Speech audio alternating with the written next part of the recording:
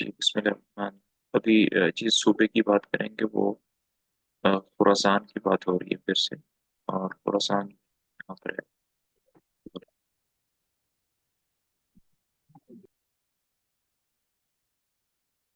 چلیں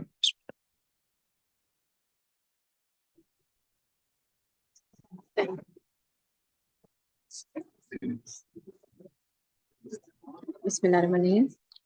جیسا کہ اوپر بیان ہو چکا ہے کہ خراسان میں حرث بن شریح موجود تھا اور اس کے گروہ میں دن بدن اضافہ ہو رہا تھا. حرث بن شریح کو یہ بھی خیال ہوا کہ مجھ کو یزید بن ولید نے امان دی تھی. یزید بن عمر بن حبیرہ موجودہ گورنر کوفہ نے امان نہیں دی، لہذا حرث بن شریح نے مخالفت کا اعلان کیا. نصر بن سیار نے اس کو بہت سمجھایا لیکن وہ نہ مانا. بالآخر نوبت لڑائی تک پہنچی. خاص شہر مرو کی گلیوں میں جنگ و پیکار کے شعلے بلند ہوئے. ادھر کرمانی بھی کرمان میں کافی قوت حاصل کر چکا تھا. نصر بن سیار نے کرمانی کو بلوایا لیکن اس کا بھی دل صاف نہ ہوا اور اعلانیہ مخالفت پر آمادہ ہو گیا. غرض مرو میں کرمانی، حرث اور نصر تینوں شخص جمع ہو گئے. تینوں کی طاقت مساوی تھی اور تینوں اپنے اپنے الگ الگ مقاصد و اغراض رکھتے تھے. کوئی کسی کا ہمدرد و شریک نہ تھا. آخر حرث و کرمانی دونوں نے متفق ہو کر نصر بن سیار کو ہرزمیت دے کر مرو سے نکال دیا اور چند روز کے بعد دونوں آپس میں لڑے.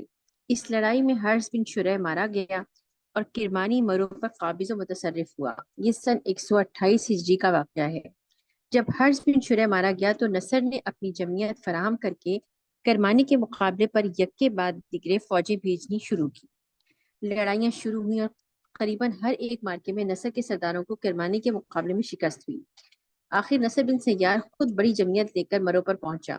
طرفین سے مورچے قائم ہوئے. لڑائیوں کا سلسلہ جاری ہوا.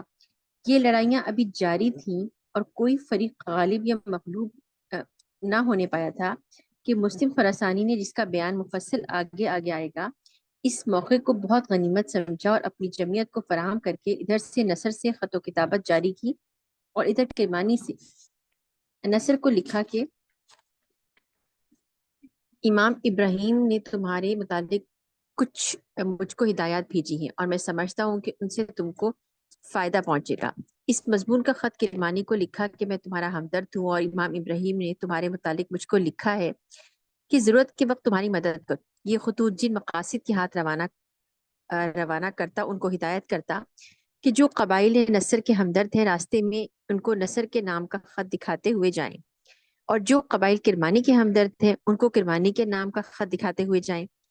منشا اس سے یہ تھا کہ تمام قبائل کی ہمدردی حاصل ہو جائے. اس طرح اس نے خواجوں کی ہمدردی و حمایت بھی مناسب تدبیروں سے حاصل کر لی.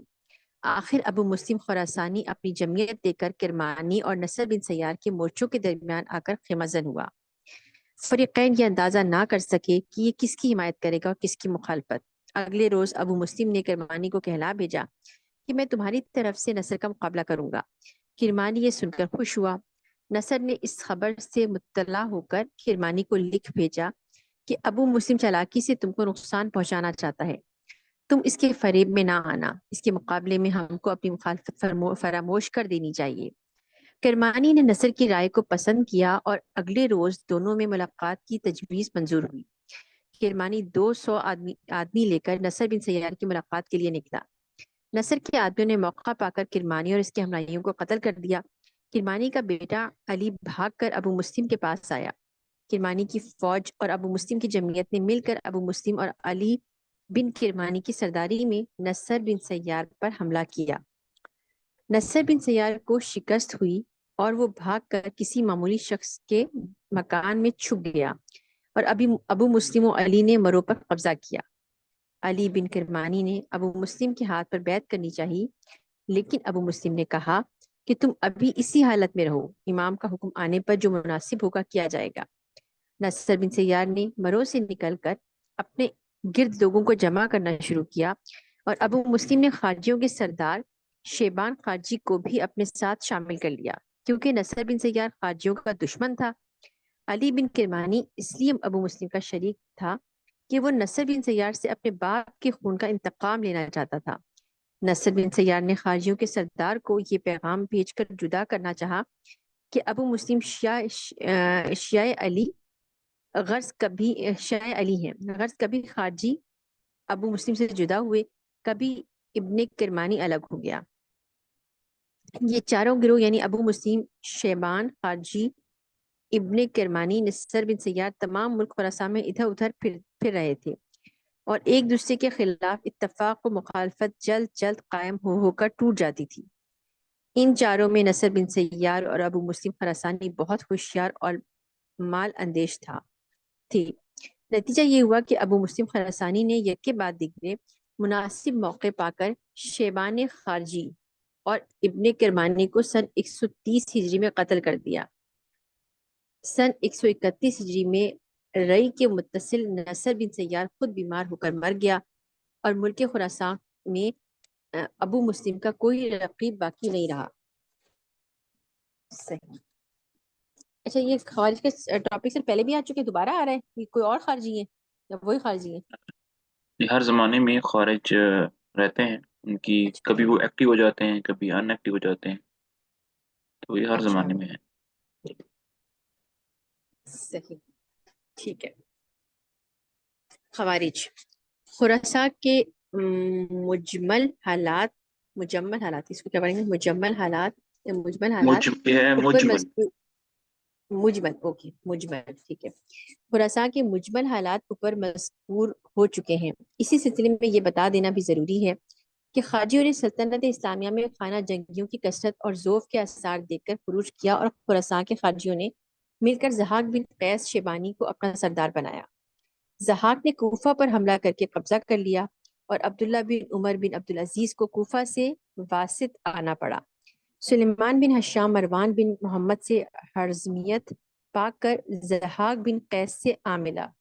اس طرح ضحاک کی طاقت اور بڑھ گئی۔ ضحاک نے طاقت پا کر موصل پر چڑھائی کی، وہاں مروان بن محمد کے بیٹے عبداللہ بن مروان نے مقابلہ کیا، لیکن اس کے پاس کل 7,000 فوج تھی اور ضحاک کے ساتھ 1,00,000 آدمی تھے۔ ضحاک نے عبداللہ بن مروان کا محاصرہ کر لیا۔ مروان بن محمد یہ خبر سن کر اس طرف متوجہ ہوا، خوب زور و شور کا مقابلہ ہوا، ضحاک مارا گیا۔ خارجیوں نے سعید بن بہدل کو اپنا امیر بنایا، وہ بھی مارا گیا۔ اس کے بعد شیبان بن عبدالعزیز کو، اچھا یہ عبدالعزیز کے بیٹے ہیں شیبان بھی جو ہیں؟ نہیں نہیں، یہ کوئی اور ہے، وہ نہیں۔ یہ کوئی اور عبدالعزیز ہے، ٹھیک ہے۔ جی جی۔ اس کے بعد شیبان بن عبدالعزیز کو خارجیوں نے اپنا امیر منتخب کیا۔ مروان نے یزید بن حبیرہ کو کوفہ کی طرف روانہ کیا، اس نے وہاں سے خارجیوں کو خارج کیا۔ ادھر شیبان بن عبدالعزیز خارجیوں کی تمام جمعیت کو لے کر فارس کی طرف چلا گیا۔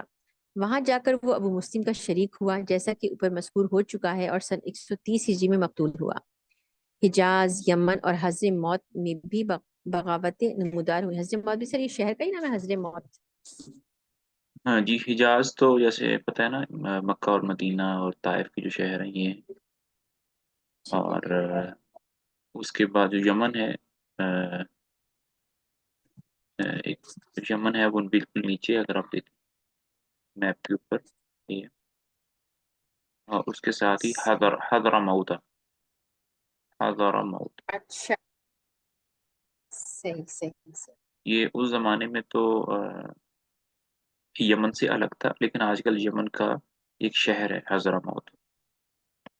اچھا، جیسے میں نے بتایا کہ اس ٹائم گزرنے کے ساتھ ساتھ جو ہے نا وہ شہروں کی تقسیم ہوتی رہتی ہے، تو جس زمانے میں ابھی ہیں 130 ہجری میں، اس زمانے میں حضر موت ایک صوبہ تھا بالکل، آج کل یہ یمن کا ایک شہر ہے۔ اچھا، ٹھیک ہے، صحیح۔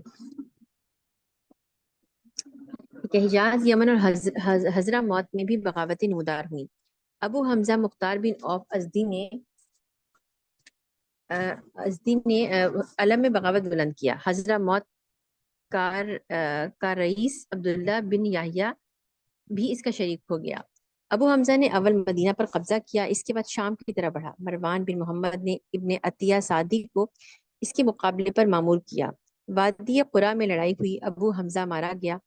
ابن عطیہ یمن کی طرف بڑھ گیا، وہاں عبداللہ بن یحییٰ کو مقابلے پر مستعد پایا۔ دونوں میں لڑائی ہوئی، عبداللہ بن یحییٰ مارا گیا۔ ابن عطیہ نے اس کا سر کاٹ کر مروان کے پاس بھیجا۔ جس وقت مروان بن محمد ضحاک خارجی سے موصل کے قریب برسر مقابلہ تھا، اس وقت اس کے پاس ایک خط امام ابراہیم کا لکھا ہوا، جو ابو مسلم خراسانی کے نام لکھا گیا تھا، پکڑا ہوا پیش کیا گیا۔ اس خط میں امام ابراہیم نے ابو مسلم کو ہدایت لکھی تھی اور یہ بھی لکھا تھا کہ خراسان میں کسی عربی النسل یا عربی انسان کو زندہ نہ چھوڑنا۔ خراسان کے اصلی باشندے جو مسلمان ہو گئے ہیں وہ ہمارے بہت کام آئیں گے اور انہیں پر زیادہ اعتماد رکھنا چاہیے۔ اس خط سے یہ راز بھی منکشف ہو گیا ہوتا تھا کہ بنو عباس نے بنو امیہ کے خلاف عرصے سے سازش کا جال پھیلا رکھا ہے اور امام ابراہیم اس سازش کے موجودہ امام ہیں، جو مقام حمیمہ علاقہ بلقا میں سکونت پذیر ہیں۔ مروان بن محمد نے اس خط کو پڑھ کر اپنے عامل کو، جو بلقا میں مامور تھا، لکھا کہ ابراہیم بن محمد کو حمیمہ سے گرفتار کر کے بھیج دو۔ چنانچہ ابراہیم بن محمد اور ان کے ساتھ ساتھ کئی اور اہل خاندان قید ہو کر مروان کے پاس بھیجے گئے۔ مروان بن محمد نے ان کو مقام ہیران میں قید کر دیا۔ امام ابراہیم کے ساتھ سعید بن ہشام بن عبد الملک اور اس کے دونوں لڑکے عثمان و مروان اور عباس بن ولید بن عبد الملک اور عبداللہ بن عمر بن عبد العزیز اور محمد سیانی بھی قید کر دیے گئے۔ چند روز کے بعد ہیران میں وبائی بیماری پھیلی۔ اسی حالت میں بحالت قید امام ابراہیم، عباس بن ولید اور عبداللہ بن عمر بن عبد العزیز فوت ہو گئے۔ سعید بن ہشام ماں اور قیدیوں کے داروغہ جیل کو قتل کر کے اور جیل خانہ توڑ کر بھاگ نکلا۔ اہل ہیران نے ان مفرور قیدیوں کو پکڑ کر مار ڈالا اور صرف ابو محمد سفیانی قید خانے سے نہ نکلا۔ اس کو مروان بن محمد نے نعاب سے شکست خوردہ واپس آ کر آزاد کیا۔ امام ابراہیم نے اپنی گرفتاری اور قید کے وقت وصیت کر دی تھی کہ میرے بعد میرا جانشین میرا بھائی عبداللہ بن محمد المشوربہ مشہوربہ یہ ہے ابو عباس یہ اس کا یہ نام ہے عبداللہ بن محمد المشہور بھی ابو العباس صفاح، یعنی اس کا نام عبداللہ اچھا بن محمد ہے لیکن اس کا جو لقب ہے وہ ابو العباس صفاح ہے، صفاح۔ اچھا، ٹھیک ہو گیا، ٹھیک ہے۔ میرا جانشین میرا بھائی عبداللہ بن محمد مشہور با ابو العباس صفا ہوگا۔ ساتھ ہی یہ بھی وصیت کر دی تھی کہ اب ابو عباس صفا کو علاقہ بلقا میں سکونت نہیں رکھنی چاہیے بلکہ کوفہ میں جا کر رہنا چاہیے۔ چنانچہ عبداللہ بن محمد صفا مع اہل خانہ اسی وصیت کے موافق کوفہ میں آ کر اقامت پذیر ہوا تھا۔ امام ابراہیم نے اپنی گرفتاری سے پیشتر حکم دیا تھا کہ ابو مسلم خراسانی کو اپنا افسر سمجھ کر اس کے احکام کی تعمیل کرو۔ اس کے بعد وہ قحطبہ میں بنچ بشبیب کو ایک سیاہ پھریرا دے کر ابو مسلم کے پاس روانہ کر چکے تھے کہ اس جھنڈے کو بلند کر کے خراسان میں خروج اور ملکوں پر قبضہ کر دو۔ ابو مسلم نے سن 130 ہجری سے سن 131 ہجری تک تمام خراسان پر قبضہ کر لیا۔ اس کے بعد قحطبہ بن شبیب کو فوج دے کر کوفہ کی طرف بھیجا۔ کوفہ پر قبضہ کرنے کے بعد ابو العباس صفا کی عبداللہ بن محمد کے ہاتھ پر بیعت خلافت ہوئی۔ یہ خبر سن کر مروان بن محمد ہیران سے کوفہ کی طرف 1,20,000 فوج کے ساتھ فوج لے کر چلا۔ راستے میں نہر زاب کے کنارے صفا کی فوج سے، جس کا سردار صفا کا چچا عبداللہ بن علی تھا، مقابلہ ہوا۔ مروان بن محمد کی فوج اگر لڑنا چاہتی تو بڑی آسانی سے عبداللہ بن علی کے لشکر کو شکست دے سکتی تھی، لیکن اس مارکہ جنگ میں جبکہ مروان بن محمد عبداللہ بن علی کی فوج کے اکثر حصے کو شکست دے کر بھگا چکا تھا اور فتح میں کوئی کسر باقی نہ رہ گئی تھی، مروان کی فوج کے اکثر حصے نے لڑنے اور حملہ کرنے سے انکار کر دیا، گویا وہ مروان بن محمد کو شکست ہی دلانا چاہتے تھے۔ عبداللہ بن علی نے اپنے آپ کو شکست خوردہ دیکھ کر اور اپنی جان پر کھیل کر اپنے مخصوص ہمراہیوں کے ساتھ حملہ کیا، مگر مروان کی طرف سے اس کی مدافعت میں کوئی سردار نہ پڑا۔ مروان نے ان کو انعام و اکرام کا لالچ دیا۔ جب یوں بھی کام نہ چلا تو جس قدر خزانہ اس کے پاس ہمراہ تھا وہ سب مروان نے میدان میں ڈلوا دیا اور کہا کہ حملہ کرو اور کمزور دشمن کو مار کر یہ تمام خزانہ آپس میں تقسیم کر لو۔ یہ دیکھ کر کہ لشکر اس خزانے کے لوٹنے میں مصروف ہو گیا اور جو لوگ ابھی تک لڑ رہے تھے وہ بھی لوٹ کسوٹ میں مصروف ہو گئے، اس بدنظمی و افراتفری کو دیکھ کر مروان نے اپنے بیٹے عبداللہ کو بھیجا کہ لوگوں کو اس حرکت سے روکے۔ اس کے پہنچتے ہی سب کے سب میدان سے بھاگنے لگے اور مروان کو چند ہمراہیوں کے ساتھ تنہا چھوڑ کر چل دیے۔ مروان اپنے لشکر کی اس بے وفائی سے مجبور ہو کر میدان سے بھاگا اور موصل پہنچا۔ وہاں مروان پر لوگوں نے اس شکست کی وجہ سے آوازیں کسیں۔ وہاں ٹھہرنا مناسب نہ سمجھ کر مقام حیران کی طرف آیا، جہاں اس کا بھتیجا آبان بن یزید بن محمد عامل تھا۔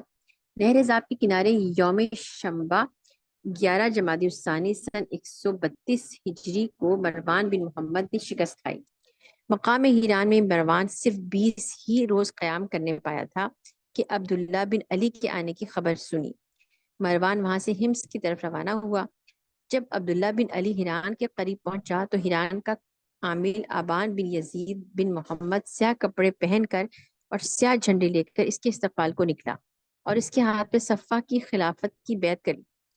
عبداللہ بن علی نے اس کو امان دے دی۔ مروان حمص پہ پہنچا تو وہاں کے لوگوں نے اول تو فرما برداری اور عقیدت کا اظہار کیا، لیکن مروان کے ہمراہیوں کو کم دیکھ کر سرکشی مقابلے پر آمادہ ہوئے۔ مروان وہاں سے 3 دن کے بعد ہی چل دیا، لیکن اہل حمص نے اس کے مال و اسباب کے چھیننے کا ارادہ کیا۔ مروان نے اول ان کو سمجھایا کہ جب وہ باز نہ آئے تو مقابلے پر آمادہ ہو کر ان کو مار بھگایا۔ حمص سے مروان دمشق میں پہنچا۔ یہاں کا عامل اس کا چچا زاد بھائی ولید بن معاویہ بن مروان بن حکم تھا۔ یہاں بھی قیام مناسب نہ سمجھ کر ولید بن معاویہ کو مخالفین دولت امویہ سے لڑنے کی ترغیب دے کر فلسطین کی طرف روانہ ہوا اور وہاں خاموش اور بے تعلق زندگی بسر کرنے کے ارادے سے ٹھہر گیا۔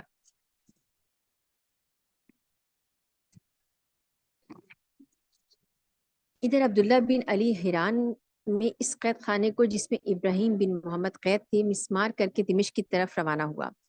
راستے میں اس کا بھائی عبد الصمد بن علی جس کو صفا نے 8000 کی جمعیت سے اس کی مدد کے لیے روانہ کیا تھا آ پہنچا۔ اس کے بعد عبداللہ بن علی قنصرین او بل ابک ہاں ہوتا یہ ہوئے، ہے ٹھیک ہے، یہ ہے کہ نسرین اور بعلبک، با لبک، ہاں اس کی جو با لبک، ہاں لب بعلبک، سے